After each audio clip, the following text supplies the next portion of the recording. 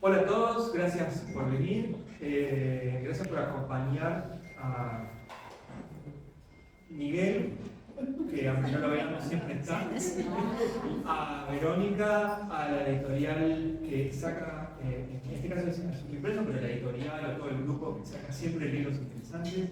Gracias por venir a una biblioteca que es hermosa, esta Casa de la Cultura que siempre está abierta y que siempre recibe a los suscriptores. Y a los invitados les agradezco en nombre de todos, aunque yo también no tengo por qué agradecer, pero agradezco a Silvia y a Guillermo que van a contar un poco la historia de todo este proceso de leer a Borges.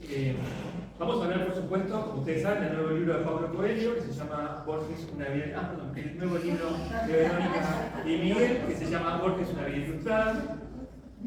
Yo les dije a los chicos que iba a decir solamente un par de palabras y después iba a darle paso a los invitados. Sacar un libro de Borges es siempre una epopeya porque lo que tiene es que uno como lector y como escritor se mide con una figura que no tiene posibilidad de comparación. En el libro hay más de una frase de escritores de fuera, hay una de Foucault que dice que Borges es la perfección. Y creo que para nosotros en particular, para cualquier argentino, una presencia como Borges nos habla desde un lugar que requiere confrontarnos, pensar quiénes somos, qué hacemos y cómo leemos. Y lo que tiene el libro de Red y de Abdala en particular es que tiene un tratamiento inesperado en el sentido de que últimamente se han logrado o se han ido consolidando posiciones sobre Borges como el gran bronce o al contrario, la figura pop a la que uno tiene que mirar desde otro lugar. Y a veces esa figura pop está muy bien tomada, como lo que hacen los de Borges Palusa, y otras veces esa figura pop termina como bajándole un poco el precio. Y creo que este libro lo que tiene es una lectura, porque finalmente todo el libro sobre Borges es una lectura sobre Borges, es una lectura que invita a después ir a buscar sus libros. Y creo que esa es una gran puerta de entrada, porque es un libro de dos personas muy cultas, muy buenos lectores, que nos invitan a seguir leyendo. Así que desde mi lado, el agradecimiento de haber leído un libro tan lindo. Yo le voy a dar paso a Silvia para irle. Una vez entrevisté a Abelardo Castillo hace muchos años y dije, Abelardo no necesita presentación. Y él me interrumpió y me dijo, nunca nadie me presenta. Entonces yo tuve que inventar sobre la marcha quién era Abelardo Castillo y dije, no sé, qué haber dicho, que tiene sed, no sé, algo. Era difícil entrevistar a Castillo, era difícil. Pero a Silvia no la voy a presentar. No, gracias, Patricio, gracias, Vero y Miguel, que no está, pero que está, digamos. Estoy encantada de estar acá. Y bueno, nos convoca Borges este libro, que voy a empezar simplemente diciendo que es un libro extraordinario. Como lectora lo digo, y voy a tratar de argumentar por qué. Patricio decía recién entre el pop y el bronce, y siempre escapa Borges, escapa al bronce y escapa al pop, y escapa al reaccionario tiranosaurio Rex que era, y a los que lo ensalzan desde la derecha o la izquierda. O sea, siempre es elusivo, que es su característica, creo, más que se nos impone, porque cuando queremos ir para un lado, sale hacia otro. ¿Y qué me pasó con esta lectura? Primero los felicito a los dos porque escribir un libro en colaboración, o sea, una artista y una escritora, debe ser todo un reto, y lo es. En principio, ¿por qué? Porque toda biografía, el género biográfico bien hecho, es muy difícil y considero que complicado. Llegar a dar la dimensión de una persona, sea un escritor o sea una persona común, o sea, en sus facetas, en las posibilidades de todas sus innumerables facetas, ya es difícil. Ahora, hacer una biografía gráfica con ese título tan, digamos, de doble sentido, ¿no? Una vida ilustrada, es doblemente complicado, porque por un lado tenemos lo que hace Vero, que es muy difícil, porque es citar a Borges, no solo hacer el relato de las circunstancias que rodearon, no es una biografía canónica, o sea, se van eligiendo los momentos cruciales de esta biografía, pero elegir esos fragmentos cruciales, pero elegir además las citas que acompañan es muy difícil, porque Borges hablaba y ya era una cita. Es decir, uno toma cualquiera de sus libros de poesía, de ensayo, de cuentos, y sabemos por experiencia los lectores que está subrayando, si quisiera yo lo leo ya sin lápiz desde ya, estás encontrando no solo citas bellísimas, sino citas certeras. Siempre que habla de literatura está en lo cierto Borges. Así que esa selección tiene que haberte dado un trabajo tremendo, porque te lo dice una persona que duda mucho siempre, así que para mí tendría que haber sido un trabajo terrible decidirme por aquellas citas que acompañan a los dibujos o que se acompañan. Por otro lado, Rep. Las ilustraciones de Miguel Rep son extraordinarias, porque no solamente, yo creo que solamente un argentino con el talento de Rep como artista y como dibujante es capaz de pescar todas las facetas que se nos presenta Borges en este libro. Está desde todos los ángulos posibles y por momentos me ha reído a carcajadas, ¿no? Por ejemplo, Borges bailando el tango en un prostíbulo, una cosa así. Pero cada ilustración, cada texto que reproduce es un hallazgo desde el punto de vista visual y estético. Y tiene detalles que me fascinaron, como por ejemplo cuando habla de la relación entre Sábato y Borges, siempre ríspida, siempre una especie de duelo, ¿no?, de inteligencias. A Borges no se lo acaba mucho a Sábato, pero aparece en una esquina, con una pequeña viñeta, aparece Emma Suns y aparece Alejandra Vidal Olmos, las dos emblemáticas mujeres de estos escritores. Y en una chiquita aparece Alejandra desnuda fumando en una cama y Emma que entra, ¿no?, chiquito arriba, que es como un comentario a lo que dice el texto mayor de la página. Así que de manera individual los dos trabajos son impresionantemente certeros, y por otro lado la conjunción de los dos funciona de una manera maravillosa. No estoy exagerando ni estoy ponderando un libro en una presentación, estoy hablando como lectora. Y como lectora, al final, el libro me propone lo mismo que dice Borges: diviértase, goce de un libro, no se preocupe por otra cosa. Y me pasó eso. Es decir, fui y vine por Borges con sus citas extraordinarias, me emocionó mucho. Y hay algo simplemente para esta primera tanda, si le paso a Guillermo, que quiero, porque me parece un hallazgo hermoso, pero acá trae algo, Vero Abdala, cuando en el subtítulo que dice La Eternidad, habla el poeta Enrique Molina y dice así, sobre Borges, ¿no? Borges. Durante años y años, Borges estuvo presente como un alto pino o un rosal cubierto de nieve, cuyo interior fue un fuego impasible, una llama cristalizada, un vértigo nacido de la indescifrable condición del universo. Y me pareció tan acertada esta cita, ¿no?, de verlo al impredecible Borges. Así que lo primero que quiero hacer es celebrar el libro. Y ahora le paso la palabra a Guillermo. Y seguimos la ronda. Creo que en las presentaciones de los libros también hay que hacer hablar al libro, ¿no? O sea, que el libro se presente, ¿no? En particular, este empieza con una cita de Borges sobre el género biográfico, género difícil, se lo sabe, como dijo Silvia, ahora vamos a hablar un poquito de eso. Y la cita dice: que un individuo quiera despertar en otro individuo recuerdos que no pertenecieron más que a un tercero es una paradoja evidente. Ejecutar con despreocupación esa paradoja es la inocente voluntad de toda biografía. Ese es el epígrafe. Y esto me remitió a otra frase sobre las biografías que me había causado gracia de Borges, que tomé para algún otro artículo, donde él se quejaba de las biografías que leía y dice: nadie se resigna a escribir la biografía literaria de un escritor, la biografía militar de un soldado.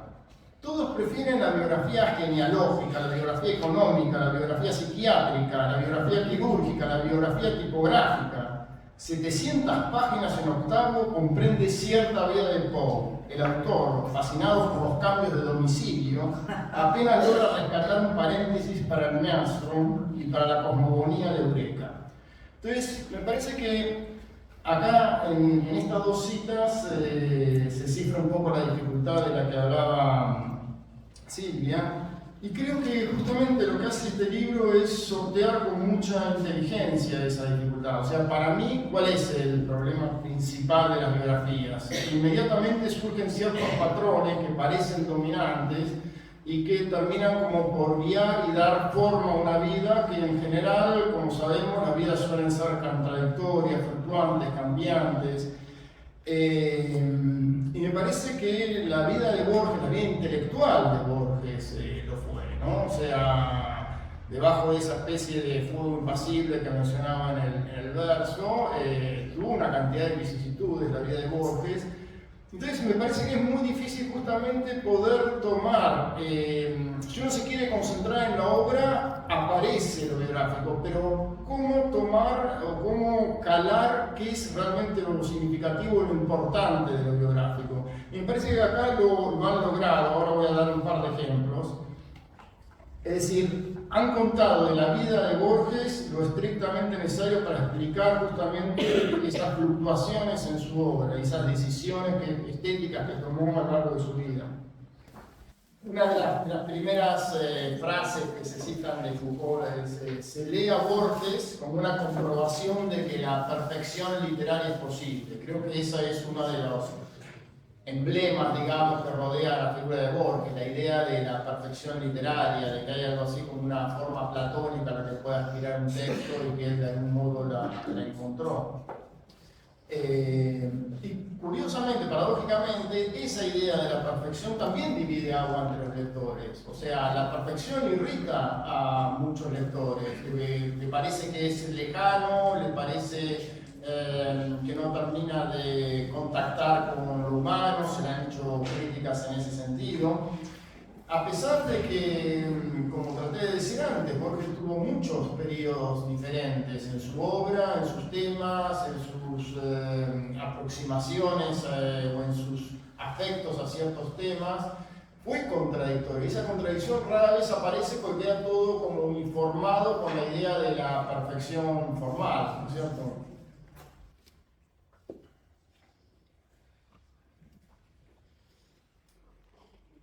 Luego se menciona un momento donde Borges ya es famoso cuando escribe El Hacedor en 1960, y aparece esta idea del desdoblamiento de sí mismo con respecto a su figura de escritor.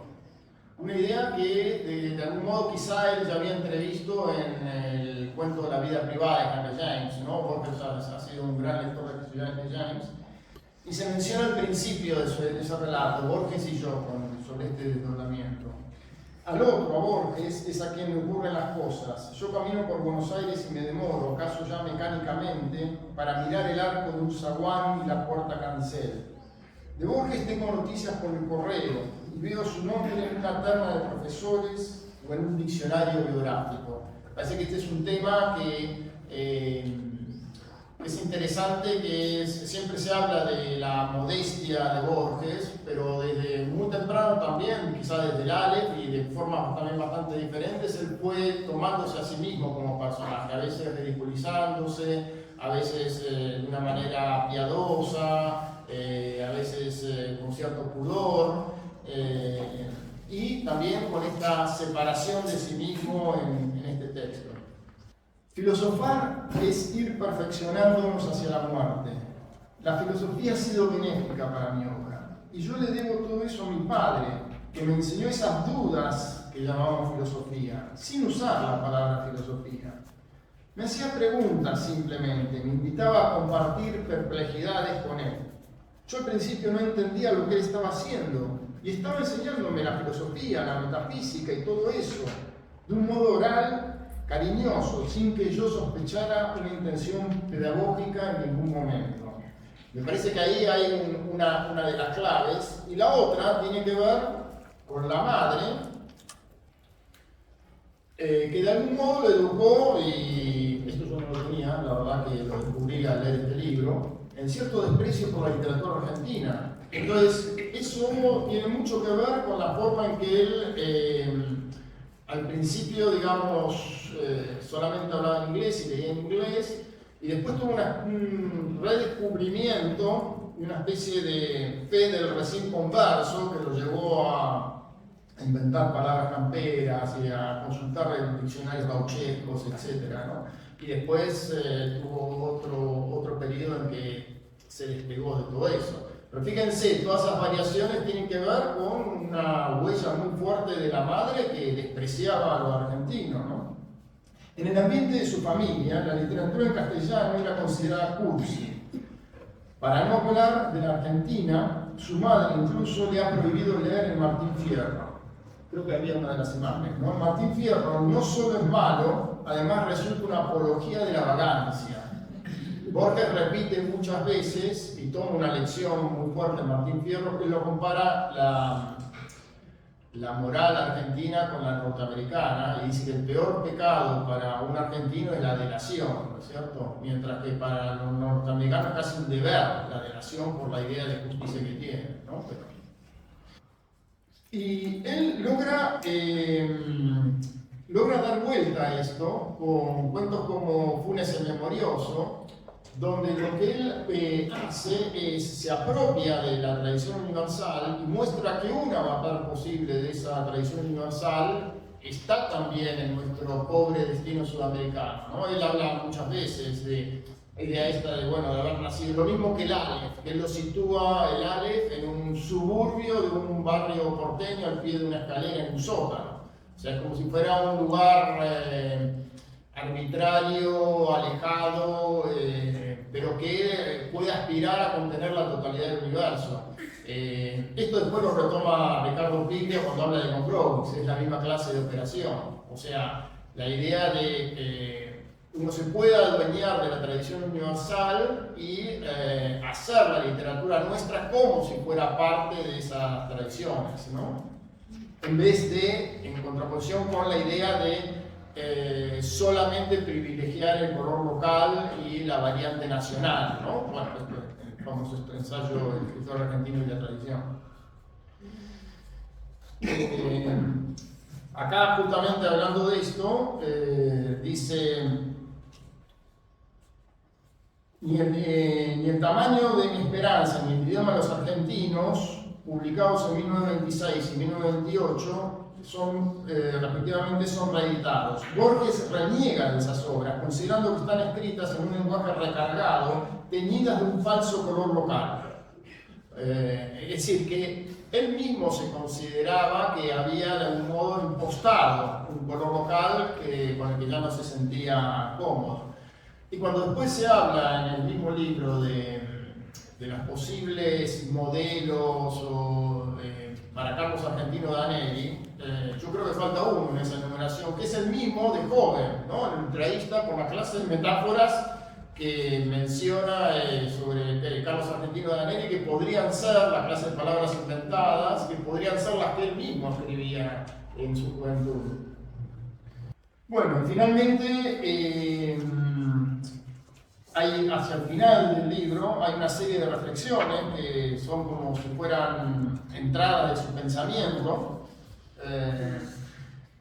Y hay una que a mí también parte de la alegría de leer este libro es que recobré algunas citas que había leído en su momento pero no sabía dónde, y que evidentemente distintos lectores llegamos al mismo lugar al leer a Borges, ¿no? Esta cita a mí me gusta mucho como programa estético. Dice: al cabo de los años he observado que la belleza, como la felicidad, es frecuente. No pasa un día en que no estemos un instante en el paraíso. No hay poeta, por mediocre que sea, que no haya escrito el mejor verso de la literatura, pero también los más desdichados. La belleza no es patrimonio de unos cuantos ilustres. Fíjense qué curioso, ¿no? Al final del camino, después de esa madre un poco artista y esa educación tan especial que recibió, etc., casi como con resignación, la vida le ha enseñado que la belleza es frecuente, ¿no? Y me parece que es una idea extraordinaria y muy consoladora, por otra parte, ¿no? Y que nos da consuelo a todos los que escribimos después de él. Bueno, muchas gracias. Muy breve, pero quiero decir ciertas cosas. Bueno, vos te perdiste que te dije que era un libro extraordinario y di un argumento, después te lo puse. Y habló muy bien de vos, y comentó varias de los dibujos. No, quiero apostillas a lo que fue diciendo Guillermo y cierta magisterio de Borges que yo directamente tomé de la lectura de Borges. Borges tenía esa capacidad elusiva que digo, porque primero no le gustaba hablar de sí mismo en su autobiografía, la única que un poco a la fuerza le sacó Norman Di Giovanni en Estados Unidos en el 72, se nota esa reticencia, se nota la tremenda honestidad de Borges cuando habla de su familia, de que la gente de medio pelo, o sea, de venida abajo, iba a esos suburbios cuando él fue muy chico y se mudaron a Palermo con la familia.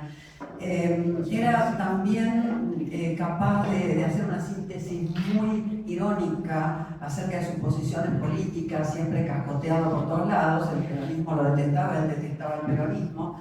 Y yo le escuché decir una vez que algo debe andar mal en la Argentina porque hasta los comunistas y los peronistas me quieren, que fue cuando la gran ola de Borges, después a fines de los 60, principios de los 70, cuando ya Borges era Borges, ¿no? Con respecto a la madre, hay un dato que es que Borges lee a escondidas el Martín Fierro, él lo confiesa. Hubo 2 libros que él se fue a la terraza a leer, porque estaban prohibidos. Uno era Las Mil y Una Noches, por las cuestiones eróticas que el libro conllevaba, y otro era el Martín Fierro, considerado por su madre como un libro de vagancia, de vago y mal entretenido, pero a él el Martín Fierro lo marcó sin duda. ¿Por qué? Porque Borges tuvo, a mi criterio de lectora, la cualidad fabulosa de ser el lector más grande, no lo digo yo, lo he escuchado, del siglo XX, como lector indudable, con esa memoria extraordinaria, pero que no tenía prejuicio. Prejuicio quiere decir que lo alto o lo bajo no existía para Borges. Borges para mí era una máquina que vivía dentro de la literatura. O sea, la literatura era algo permanente para él, ¿no? Era la cita, había que explicar algo y la cita podía ser de cualquier parte. Por ejemplo, cuando ellos están en Europa, esta anécdota me encanta porque lo toman muy joven, a él de 15 años, cuando se van con el padre por la ceguera y que tiene que ser operado, porque Guillermo Borges, de una tremenda influencia en su hijo y a veces hasta aplastante. Cuando van para Inglaterra, que pasan por Verona, que es el lugar, por supuesto, de Romeo y Julieta, donde Shakespeare sitúa, van al anfiteatro romano y Borges se pone a recitar a Ascasubi, a Hilario Ascasubi. Se lo llevó en uno de los libros que se llevó a Europa, es de poesía gauchesca, y estaba completamente fascinado por la poesía gauchesca y la madre se reía porque en medio de la soledad, abajo en el anfiteatro romano, a los gritos se pone a Ascasubi, a recitar a Ascasubi.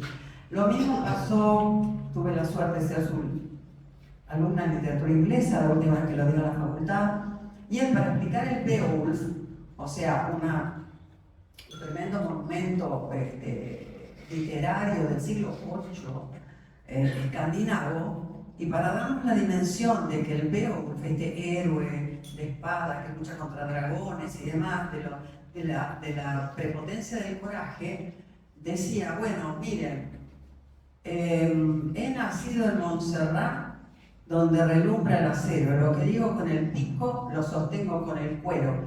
O sea, asimilaba en esa operación tan borgiana algo totalmente cotidiano, digamos, argentino o porteño, ese arquetipo del compadrito con el Beowulf. no tenía prejuicios, o sea, giraba alrededor, su vida era la literatura, era un hombre construido por literatura. Y zafó de las preceptivas, tanto paterna como materna, que fueron muy pesadas en su vida, sobre todo su padre. Pero dejo acá para ver a eso que quería decir. Bueno, vamos cada uno con su estilo. Después vamos a pasar a Patricio, que probablemente alimente este diálogo. Yo quiero agradecer, en principio, quiero aprovechar este espacio para agradecer a Gabriela Ricardes. Estoy muy agradecida, ministra de Cultura de la ciudad, que para mí, en lo personal y en lo profesional, es un placer que hoy nos acompañe. A Silvia y Guillermo, que son grandísimos escritores amigos. No necesitan presentación, pero cada uno de ellos es dueño de una obra descomunal y considero que son dos de las voces más autorizadas que hay en este país para hablar de Borges. A Patricio Zunini, admiradísimo colega y autor de una biografía maravillosa sobre Borges, estoy muy agradecida también, y que va a evitar probablemente que esto se convierta en un cabo borgiano. Si es por nosotros, a lo mejor es un cabo borgiano. Total. A Guido Indig, que es nuestro editor de la marca Editor, uy, perdón, cuando voy a poner el anteojo y no lo pongo más, que apostó por este libro, que ya está encontrando sus lectores, y al equipo de la marca Editora, Fernando Son, que está aquí, editor, Natalia Brega, que fue quien diseñó este libro, y Fátima Nieves. Yo creo que publicar en estos tiempos vale doble, así que muchísimas gracias. A cada uno de ustedes, por supuesto, por estar acá. En lo personal quiero dedicar este libro, porque no está en el libro, a mis hijos, Franco, que está acá, Luca, a mis padres y a mi amor Pablo, por todo lo que ellos ya saben. Y traje un muy breve punteo, porque creo que los libros hablan por sí mismos y prefiero que el libro hable por sí mismo, porque creo que es mejor que lo que yo pueda decir sobre él. Pero que lo primero que uno descubre al ponerse, bueno, agradezco muchísimo los comentarios que hicieron y estoy de acuerdo con muchos de ellos, pero una de las cosas que uno descubre al ponerse a escribir sobre Borges es que Borges se resiste a las simplificaciones, que no es posible fijarlo en una única visión. Fue maestro del cuento, fue poeta. Como soy periodista, hago estas cosas y explico lo que ya está en el libro. Traductor, conferencista, crítico literario, ensayista, un exquisito orador, y sus textos atraviesan los géneros. Por eso este libro, Borges, una vida ilustrada, es mucho Borges, y así lo representa Rep. Yo creo que es un laburo absolutamente magistral. Lo que hizo Rep es impresionante, que retrata como nadie este personaje multifacético, y como es un artista, Rep lo recrea, lo reinventa, va revelando sus distintos rostros, sus distintas facetas, va desplegando a ese Borges que muta también en el tiempo, a medida que envejece, y construye esta obra monumental, que hoy circula traducida a más de 30 idiomas. Borges, no sé si lo saben, pero hoy es un fenómeno editorial en países como China, donde con Patricia hemos trabajado ese tema. Es el autor más traducido del español, es decir, es bestseller. Cualquier cosa que sale hoy de Borges en China se convierte inmediatamente en bestseller.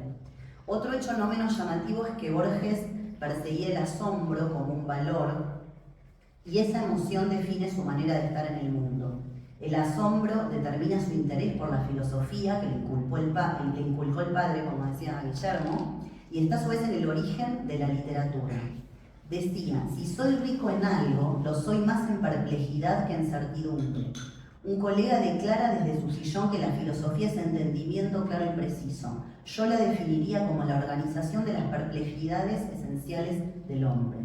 Y también lo que decía Guillermo, que elegimos la misma cita: la filosofía es ir perfeccionándose hacia la muerte. La filosofía ha sido benéfica para mi obra. A través de la escritura, Borges también se propone replicar el efecto que él mismo le provoca la lectura de los clásicos y de los grandes pensadores. Es un hombre que vive y escribe en estado de asombro. Un hecho no menos llamativo es que, además, un país como el nuestro haya parido a un genio literario, que además desarrolló casi toda su obra sin salir de Buenos Aires. En esta ciudad a la que regresó definitivamente en 1924, después de 2 viajes a Europa que afrontó la familia e incluyó una larga estadía en Ginebra y en España, permaneció sin salir hasta 1961 y esos fueron sus años más valiosos y prolíficos. El libro, por eso, ojalá puedan leerlo, dedica algunos capítulos iniciales a la manera en que se relacionaban con aquella Buenos Aires de comienzos del siglo XX y cómo la transforma a su vez en un escenario mítico para su literatura, que inspira poemarios como Fervor de Buenos Aires o Luna de Frente, y después el libro sigue una línea de tiempo que respeta una estricta cronología y hace foco en ciertas etapas y episodios centrales de su vida: su formación en Europa, sin la cual seguramente no hubiese llegado a ser quien fue, su incursión y su creciente presencia en el campo del periodismo cultural, fue un maestro del periodismo cultural, inicia en los tempranos años 20 y ejerce en muy diversos medios el periodismo y la crítica, su amistad con Victoria Ocampo, con Silvina y con Bioy, sus años como funcionario público en la Biblioteca Miguel Canel y la Biblioteca Nacional, su consagración internacional a partir de que gana el premio Formentor en el 61 y hasta su muerte. En los últimos 30 años de su vida, Jássico Borges protagoniza un proceso inédito para un autor argentino. Menciono todo esto casi como haciendo la reseña de mi propio libro, porque para que sepan un poco también de qué va el libro, ¿no? En esta línea de tiempo entran a jugar algunas ideas o hipótesis relacionadas con su monumental construcción literaria.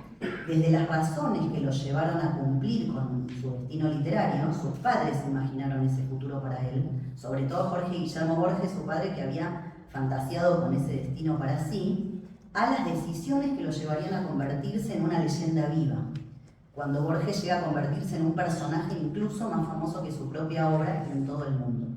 El crítico estadounidense Harold Bloom, como mencionaba Silvia, ya fallecido y autor de este famoso libro, El Canon Occidental, bueno, lo que mencionaba Silvia, lo ubica entre los 3 escritores más importantes de la literatura en español de todos los tiempos, junto a Cervantes y a Pablo Neruda. Aún así, Borges se reconocía esencialmente como un lector. Creció rodeado de una biblioteca de ilimitados libros ingleses y se representó desde muy chico la felicidad bajo la forma de una biblioteca. Con los años terminaría replicando esa inmensidad en su escritura. Es el autor que se propuso y logra, creemos, representar el infinito. Y lo hace explorando las posibilidades literarias de la filosofía, la metafísica y la matemática. Guillermo Martínez tiene un libro que se llama Borges y la matemática. Al hacerlo ensancha el concepto mismo de lo que hoy entendemos por literatura. Quienes amamos la lectura quizás podamos identificarnos con una ambición común, la de conocer y vivenciar todo aquello que nos impide nuestra acotada existencia biológica. La lectura es el ejercicio de imaginarnos distintos, de ser otros, de experimentar lo que nunca nos tocó, ni probablemente nos toque vivir. Por eso, la lectura representa una posibilidad y una riqueza inagotables. Probablemente no haya ambición mayor que la de un gran lector, y Borges lo era y lo sabía. Sin ser creyente, porque él se definía como agnóstico, intuyo también que aspiraba a una experiencia mítica que le revelara una verdad a través de la lectura y después de la escritura, y que sí fue feliz, a diferencia de lo que él sostiene en ese famoso poema. Antes que sus amores, muchas veces platónicos o fallidos, o en sus experiencias de vida, encontró esa felicidad en los libros que leyó o le leyeron y en los que llegó a escribir. La escritura fue la consecuencia natural de esa encerrona que eligió como su forma de vida, y la literatura termina siendo su verdadera pertenencia, acaso su única patria. Finalmente quisimos, con Rep, lo incluyo en este plural, desacralizar a un autor canónico, pero para humanizarlo, para mostrar al hombre detrás del mito, un hombre al que muchas de sus acciones y contradicciones exhiben también lleno de inseguridades y complejos. Y no lo salvamos de sus fatales errores políticos, que en algunos casos advirtió a tiempo como para disculparse públicamente, aunque le costaron el Nobel. Solo en el plano de la creación literaria, como refleja entre otros su cuento El Sur, que a mi modo de ver y el de Patricio me parece que también es el mejor de los cuentos que firma, en el que se sueña bravo, como John Dalma, el protagonista, que sale a batirse a duelo de cuchillos en una llanura, incluso anticipando anticipando que probablemente va a morir, Borges llegó a pensarse como ese guerrero temerario que, inspirado en sus ancestros militares, hubiera deseado ser, aunque en realidad lo fue, solo que peleó en el campo de batalla de las letras y por supuesto salió airoso. Este libro es una invitación a leerlo. Pretende ser una vía de entrada a su obra para que muchos otros, ojalá ustedes, se pregunten como nosotros, ¿quién fue Borges?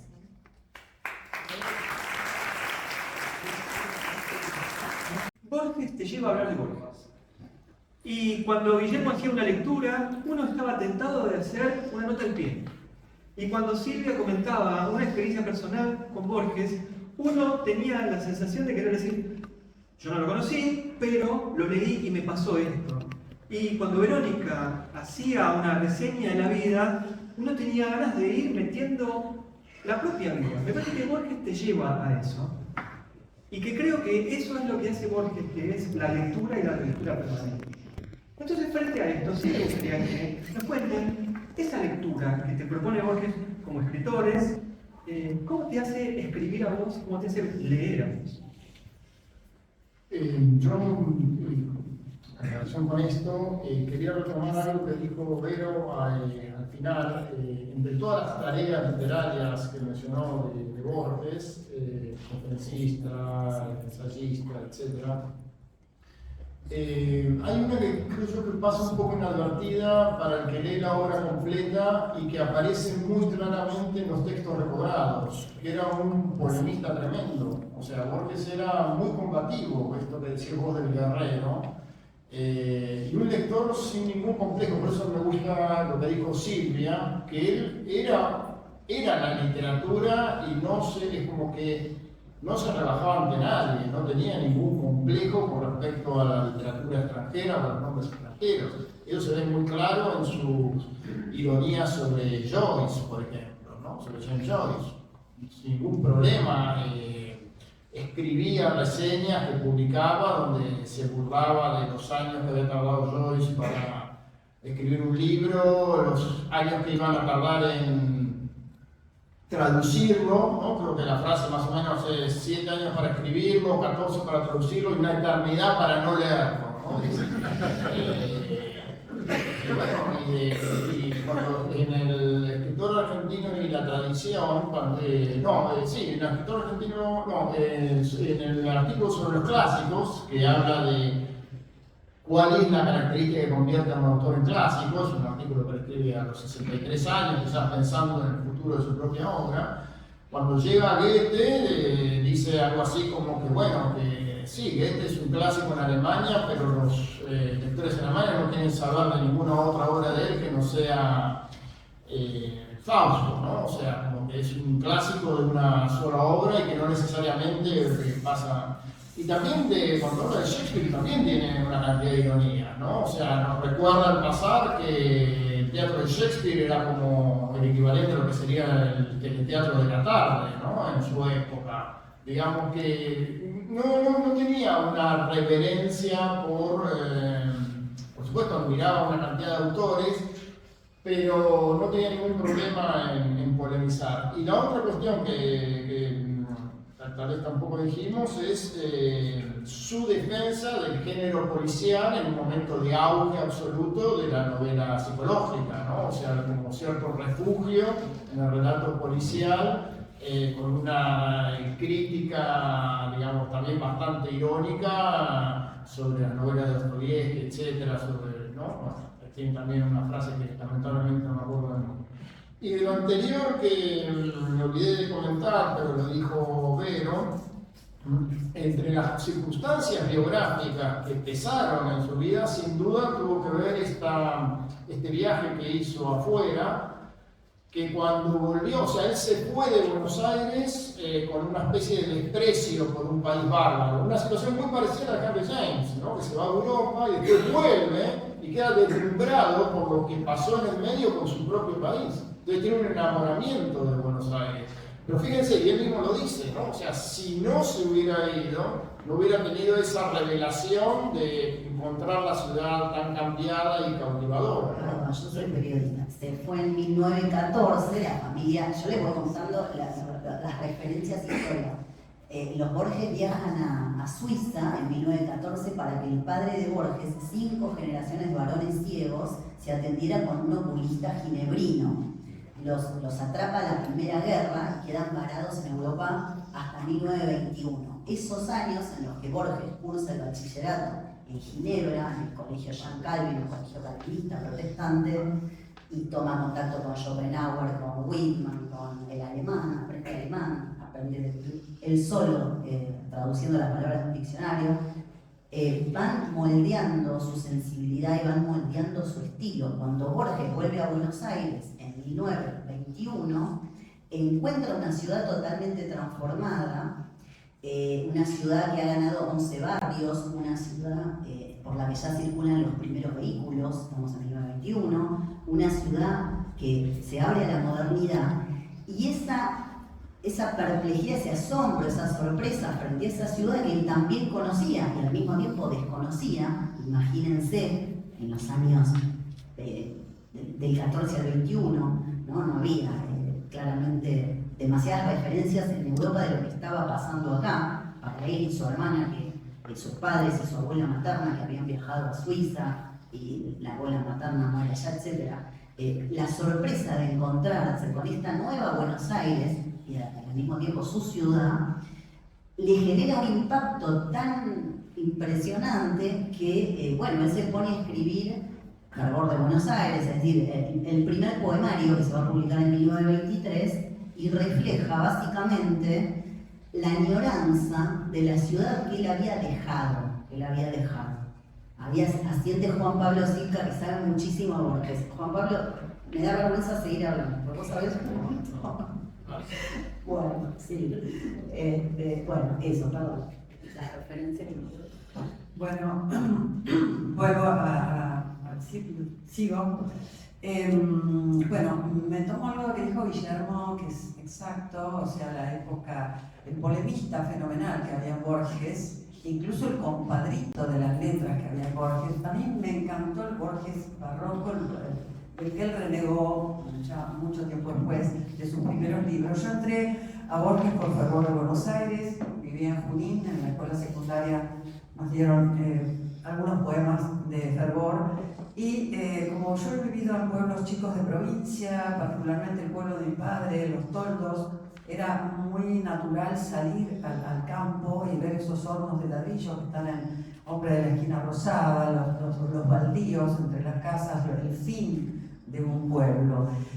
Así que tuve la fortuna incalculable de tener 15, 16 años y leerlo con naturalidad a Borges. No hubo nada que me dijera, uy, hay que leer tal cosa o es difícil. Es decir, entré naturalmente en su poesía y eso me llevó a todo lo demás, ¿no? Pero ahí encontramos el gran polemista a la vuelta, cuando él descubre la ciudad y cuando se enamora y está ese fervor por Buenos Aires, esa ciudad silenciosa, porque es la modernidad que ha estallado.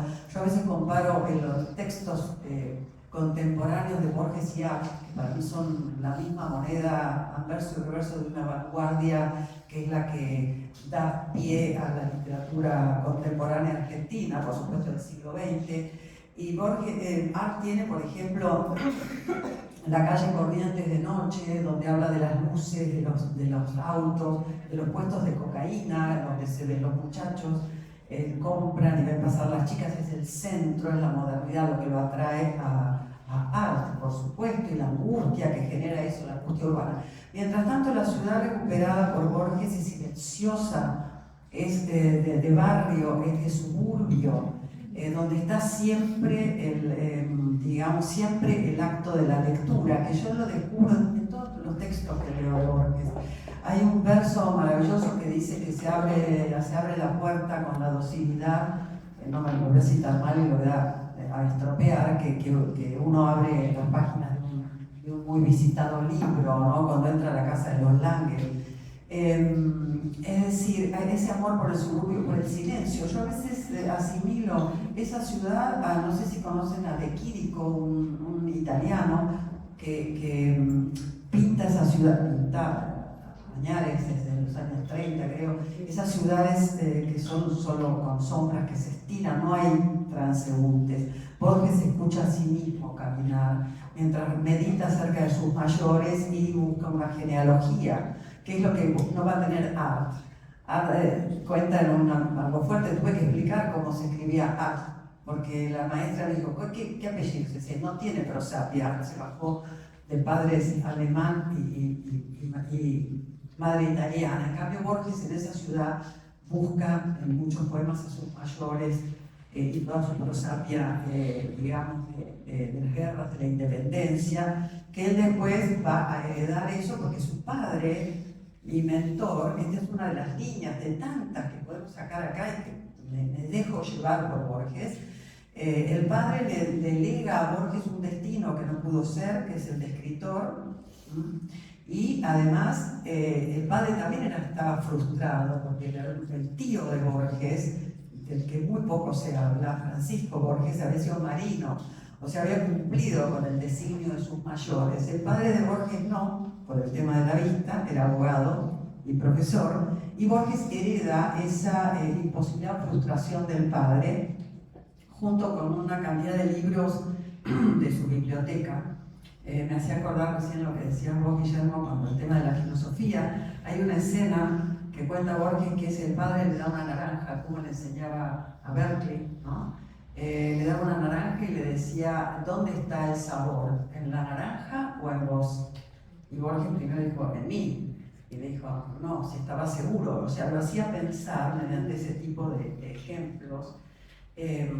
Bueno, y voy a parar porque yo paso a Patricia. Yo quiero hacer una pregunta a los autores y después verán ustedes, pero Miguel ha hecho libros, no sé, ilustró la Divina Comedia, ilustraste el libro del peronismo de Feynman, ilustraste por supuesto a Quijote, y Verónica llega con un texto a un autor muy visitado. La verdad es que Borges, se publican muchos libros por año sobre Borges, algunos muy buenos, otros muy malos, pero salen mucho. Y entonces quiero preguntarle a los autores el desafío de ver algo en Borges, a los dos, o dibujar un Borges distinto, o encontrar esa identidad que tiene un Borges como para mostrarlo y también para contarlo. Yo creo que, justamente lo que me parece que el libro responde a esa pregunta tiene que ver con lo que yo decía. Nosotros no creemos, me atrevo a hablar en plural, después Miguel dirá si le parece lo mismo, que haya un Borges. Me parece que justamente el libro es impresionante que tantas vidas quepan en la misma vida, que estilos tan diversos quepan en la obra de un mismo autor. Me parece que si va por ahí la pregunta es cómo contarlo. Me parece que lo contamos a partir de la idea de la pluralidad, del despliegue, de la cuestión multifacética. Me parece que el libro cuenta esto. ¿Cuántos hombres cupieron en la vida del mismo hombre, del mismo autor, en términos literarios, estoy pensando, no en términos personales, que me parece que tuvo una vida bastante como limitada? Esa es otra característica, ¿no? De Borges. Tuvo una vida mucho más intensa, compleja y rica en el plano de la creación literaria y en el plano como lector, digamos, que en su vida corriente.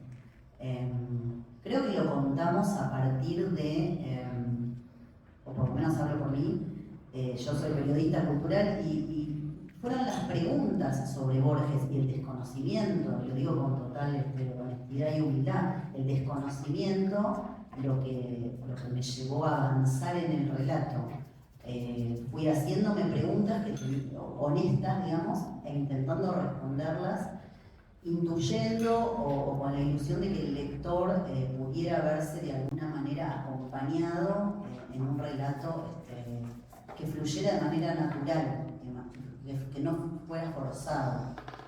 Y espero que sea así, es decir, que el lector sea conducido amablemente y se vaya con una idea entrañable de Borges, porque creo que cometió muchos errores, tuvo muchas contradicciones, digamos, a lo largo de su vida, y puede ser cuestionado en un montón de sentidos tan complejos como cualquiera de nosotros o mucho más, porque todos los artistas necesariamente son seres, complejos. Bueno, no olvidé lo que iba a decir.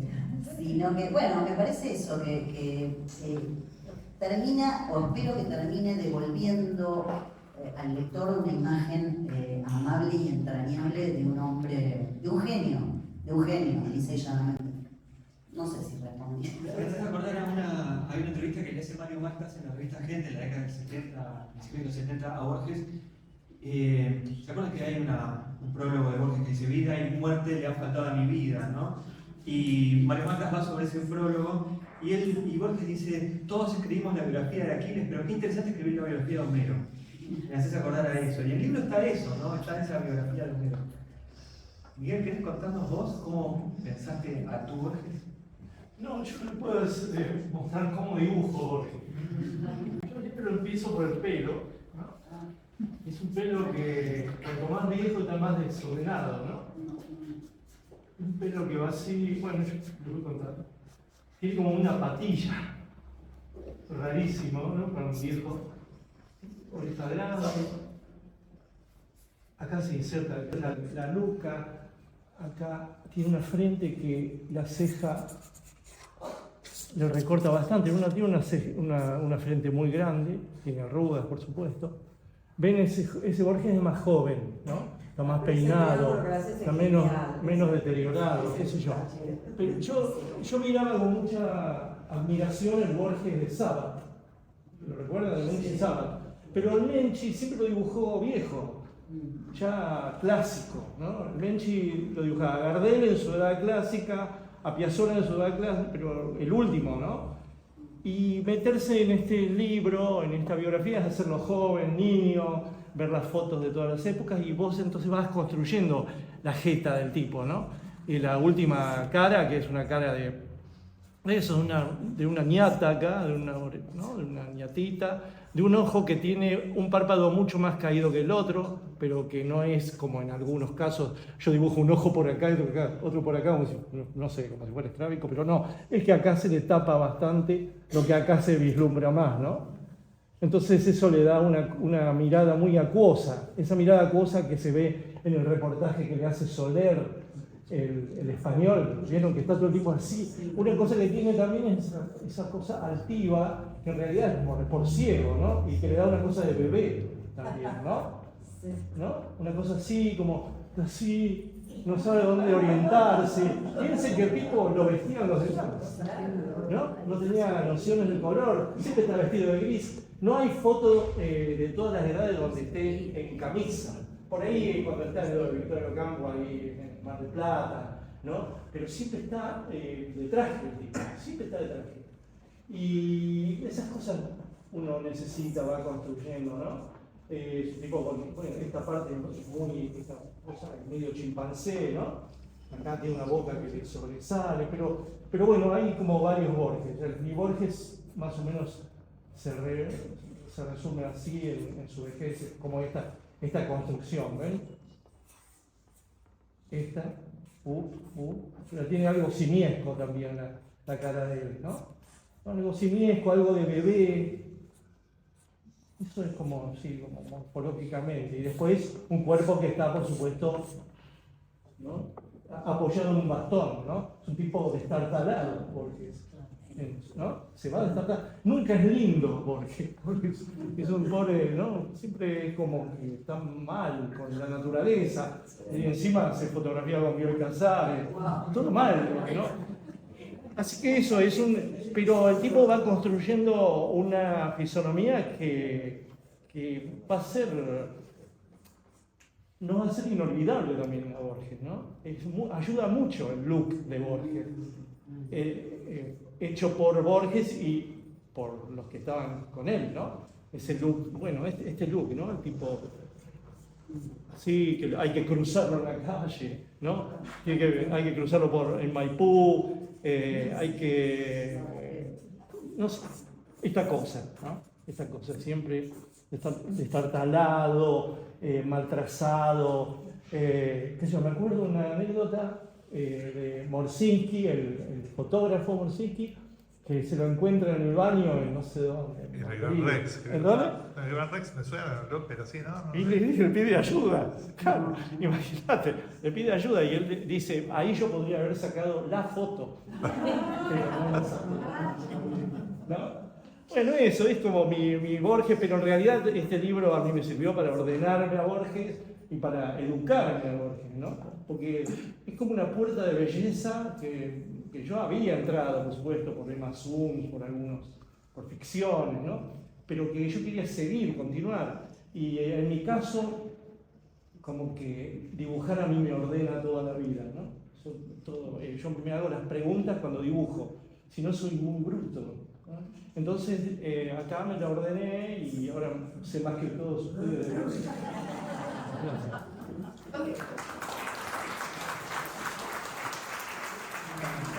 Por eso llegué tarde. Gracias.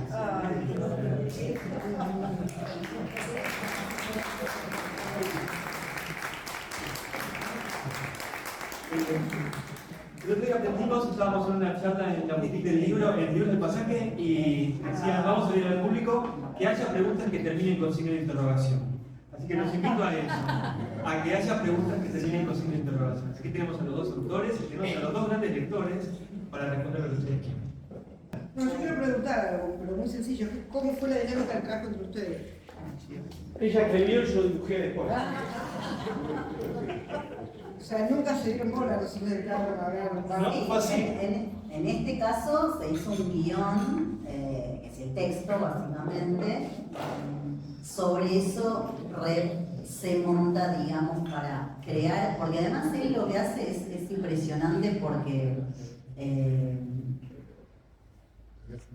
no es que ilustra lo que está escrito, él va completando el sentido y va ampliando nuevos sentidos con sus dibujos. Van a ver si asoman a este libro que en realidad hay como dos textos. Hay un texto escrito que es un poco más serio, es más ensayístico, y él juega, como es él, me parece que tiene esa cosa lúdica, artística, juega, en un dibujito pone acá menos Borges, se desacraliza o se escapa, digamos, de toda solemnidad, y eso me parece que es lo que le termina dando al libro un equilibrio más interesante, porque él es más juguetón, es muy inteligente, bueno, claramente es un artista gigante, y yo soy un poco más seria, más qué sé yo, tengo esta cosa más periodística, más ensayística, así que bueno, nada, eso. Comentar uno de los dibujos, porque yo creo, vuelvo al principio, creo que el que ha pescado tenía que ser argentino y un genio como él, un talento, no voy a sacar la palabra genio, no, un talento impresionante como el de Red. Hay uno que está Borges al costado del mar en una especie de acantilado y que tiene una soga y dice obras completas, entonces Borges arrastrado por su obra, pero tiene cosas así. Y uno quiere hacer chistes también. Exceso, humor. Porque es una figura que él mismo no era solemne, él tiene mucho humor, eso te facilita mucho la hechura del libro, ¿vos sabés? Porque yo también hice la biografía de otro, de Gramsci, por ejemplo, que admiro tanto, pero no tiene humor. Y, por ejemplo, cuando dibujé la Divina Comedia no le encontré la beta del humor. Cuando hay humor y uno viene del humor, del grotesco, qué sé yo, te allana mucho, ¿viste? Como que te habilita. Que jodas con él. Tiene mucho humor. Sin humor creo que Borges se cae, ¿no? Él facilitó mucho la comprensión de su obra o la difusión de su obra por todo el humor que destiló en sus jodidas intervenciones de los 60, los 70 y los 80, ¿no? Y si leemos el maravilloso Borges, ese tomo, nos vamos a dar cuenta que no fue a propósito que él lo hacía, pero ese libro lo completa, ¿no? Era un humorista, era un lector, era un escritor, era un humorista. Y era un humorista en toda la línea, incluso en la época que mencionaba de Guillermo de polemista, y que yo dije de compadrito, era este muchacho que hablaba de la verdad, había quitado la D, era criollo acriollado, y que todas las revistas en las que participó activamente lo mandaban al frente para la polémica, porque no no dudaba Borges, y es colosal, está en los textos recuperados, el verso que le dedican a Lugones con Marechal, que terminaba, es fabuloso, terminaba, qué malo es el romancero de don Leopoldo Lupones. Y parece que Lugones le quiso lo quiso retar a duelo, Borges. Y le decía, no, pero es un muchacho que no ve, que tiene anteojos. Usaba duelo. Pero lo mandaban al frente y Borges decía cosas, barbaridades de Lugones. Por supuesto fue destronado Lugones del centro del mundo intelectual y aparece Borges. Pero era una iconoclasta y tenía versos como en el medio de la plaza del pueblo de Pehuajó hay un cartel que dice la puta que te parió. Era ese tipo de cosas. Eso le escribió Borges. Sí, eso lo escribió Borges también. O sea, no era solemne, como dijo Miguel, no era solemne Borges. Aplicaba la ironía, el sarcasmo letal que tenía una respuesta inmediata y te dejaba... Sí. Si pensaron en los sueños, porque este libro parece un sueño al revés, según como comentaron, se empezó por la letra y terminó por la imagen, cuando en realidad los sueños se trasladan de distinta manera. Entonces, ¿cómo soñaron este libro? En este caso pertenece a una colección que justamente combina la obra de un autor y un artista, entonces bueno, se pensó así, digamos, los autores y los artistas tenemos distintos lenguajes y esta colección plantea este juego genial de combinar estos dos lenguajes, estas dos miradas, así que bueno, eso. Esa es la Sí, idea. es un libro didáctico. Sí, es una obra de divulgación. Claro, es didáctico, no es lírico, no nació. Si hubiera sido al revés, yo no tenía que poner letra a mi libertad primera, que no la hay, que me baso al revés, y ahí sí hubiera sido un libro más poético, más libre, ¿no? Pero es un libro no libre. No más poético. Estoy hablando de No, como una de cosa sueño, que pero... se pensó distinta a lo que usualmente ocurre y entonces quizá ahí está el encanto. Quizá ahí está lo desconocido, lo que incita a frecuentarlo, a interesarse por él. No pensaré. No, simplemente era algo parecido. En realidad es como que siempre uno comienza un taller literario y Borges, por algunos de nosotros cuando hacemos un taller literario, Borges es como un cuco, es como esa cosa que voy a poder, lo voy a entender, o sea, siempre está ese interrogante latente. Entonces, en este libro, que lo conozco a través de ustedes, de las presentaciones y demás que han hecho, la sensación que yo tengo es que es como otra posibilidad de abordarlo sin ese miedo, sin ese prejuicio y sin todo lo que nos pasa a los lectores comunes, con la ayuda de este capo, al que yo admiro muchísimo, que con el dibujo facilita también, me parece, esa cosa de que nos genere mucha más curiosidad y nos haga perder ese respeto tan solemne que solemos sentir por él. Que por ahí con otros escritores tan brillantes no es lo mismo. Hay una cosa que yo me olvido siempre, que es como... Yo no era muy lector de Borges. Había leído en los 70, ¿no? Había leído Fahrenheit o las Crónicas Marcianas y había visto que él había hecho la traducción. Y quedó Borges, qué sé yo. Yo laburaba en una editorial, Record, que es la que volvió a traer el Eternauta, toda la obra, sobre todo historietística, y en el fondo había un depósito donde se acumulaban, con suerte, originales dibujantes, y si no, se acumulaban como fotolitos de syndicates, ¿no? Es decir, los sindicatos de historietas de Estados Unidos regalaba a los que abrochaban agencias de noticias, regalaban historietas. Y una de esas historietas que se la daban junto con el sistema informativo de no sé quién, del sindicato King Feature Syndicate, de dibujantes, era una historieta que se llamaba Ali Up, que es una hermosa historieta del hombre de las cavernas. Lo menciona Eco en Apocalípticos Integrados, por ejemplo. En Apocalípticos Integrados. Sí. Claro, de Eco. Claro, pero lo Eco. Eco menciona a Liu. Lo menciona pero como historieta. Sí. No, lo que yo averigüé ahí es que esa historieta que se publicaba en la revista Multicolor, que estaba este chabón, y estaba Ulises Petit. Entonces, no sé cómo, había como un chiste que yo veía y decía, esto se lo damos a Ulises, y esto se lo damos a George. Ellos traducían a Liu. Qué bueno. Entonces yo dije, uy, estos son amigos. Claro, ¿no? Porque a mí me gustaba Ulises Petit el Mural en ese momento, yo leía como libritos, después no pasó mucho con Ulises Petit el Mural, pero Después los traducían, pero los traducían al español. O sea, los traducían al porteño, a la porteño y a la redacción. redacción. Se hacían jodas de redacción, porque imagínate la gente de Aliu en las cavernas haciendo pintura rupestre y diciéndole, che, decirle que lo espero en el Café Tortonia. Eso eran chistes y ahí ya me entró lindo dúo, digamos, en el caso Borges. Dije, uy, no debe ser tan difícil si hizo esto. Bueno, eso. Con esto les propongo que cerremos aquí, así tenemos un tiempo para fotos y